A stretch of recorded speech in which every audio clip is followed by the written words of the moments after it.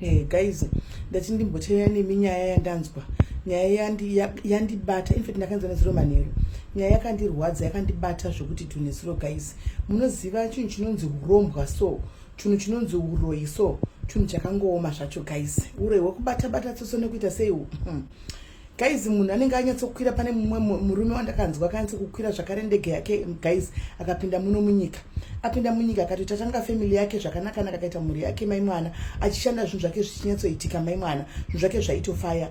Then after some years mufunge, but hanzi kutaura kwacho kwandakaita nchiudziwa neclosest, hanchitauri kuti chii neclosest, hanzi zvinhu zvake zvaitofaya. Chese chaibata kumusha akatanga maprogress ake achidini ndevaya vakauya kudharaka handichimaona. Saka zvazodaro paipa yamai mwana amene kuti mufamily umu kuti akanga asichirwadzwa naye kana kuti akanga asiri kubatikana naye zvakanaka kana kuti akanga ari kudini ndiani mai mwana mufunge.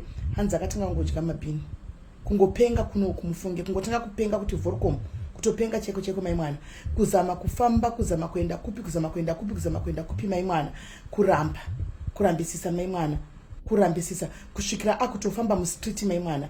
Apa panzi angari chiko but angane basa rake rakanaka stereki, akutofamba mastreet kusvikira vamutora vakamendesa kumusha, vamendesa kumusha kuya izvozvo ari kuZimbabwe. Mozati ndakapiwa mapikicha ake ndakadonedza musodzi nesuro. Guys, ari kuZimbabwe asvika kumusha akabva atiza kumba kwako anga aenda mufunge, atori nevana vatokuti kurei, vatokura handimwana vakatopedza chikoro, kwakutiza kumusha. Izvo zvari kugara musango. Guys, pasango chaipo ane mapepa emuno, munhu wemuno ane mapepa emuno and everything, but ari kugara pasango.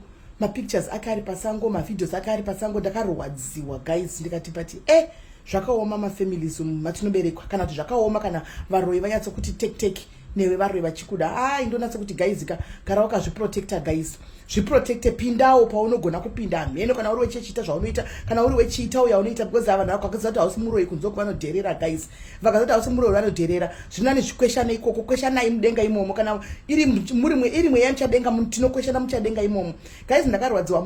Mubritish munhu ane mapepa ekuno video agere musango mai mwana kuita kunge amheno, apa akungopenga ari mumusango muya achingodini, mhuri yake iri kuno. Kwanzi vana vanombopota vachitumira zvimariwe kuti vatengerwe chikafu, but chikafu chacho chikauya chikatengeswa hadyi, anosiprefer chemabhini, chikafu chiripo. Ndakarwadziwa guys, ndakarwadziwa. Ndangoti ndishiye nemi kanyaya kuti nyaya yehuroyi nenyaya yehurombwaka zvakangooma hazvo, zvakangooma, but zvisinei guys.